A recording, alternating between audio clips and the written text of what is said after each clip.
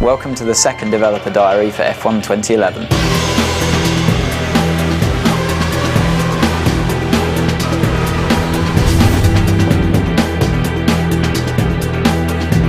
A lot of the feedback that we got on the 2010 title was that the handling is very good. For me, that's obviously the thing I want to try and correct as much as possible and improve. It's not a case of transferring what we'd learned from 10 and just putting it back into 11. The suspension has changed completely. The aero's been updated. You can feel more involved with the car now. So the fundamental race experience is different now for qualifying than it is for the race. Qualifying's about those golden 2 laps, getting it right, hanging the car out there, really pushing it, really attacking the curbs, which you couldn't do last year. You can in 11.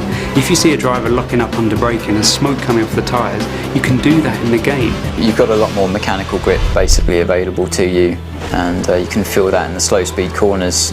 I think it's fair to say last year we were trying to balance handling and AI at the same time, whereas a year later we've already got that foundation there. The easiest way to look at the AI this time round is they're more dynamic in their decisions. In F1 2010 they would often make the right decision, but then that situation would change and they were committed to a course of action, whereas in F1 2011 they're aware of all the variables, all the surroundings, and they're able to adapt their responses on the fly if things change. It's about them being in sync with the player, following the rhythm of the race. You know, they'll go for an overtake, a bit of draft, and all of a sudden that side of the track's not the right one to be on. They're much more likely to pull back in rather than just try a crazy move around the outside. I mean, they can certainly make mistakes. A driver can put too much throttle on coming out of the corner and spin out. There is a fairly complex system in the background that talks about the kind of gaps that they'd be willing to go for when they're trying to overtake, how quickly they'll put the throttle on. Like, some drivers are smoother than others. The AI is tougher.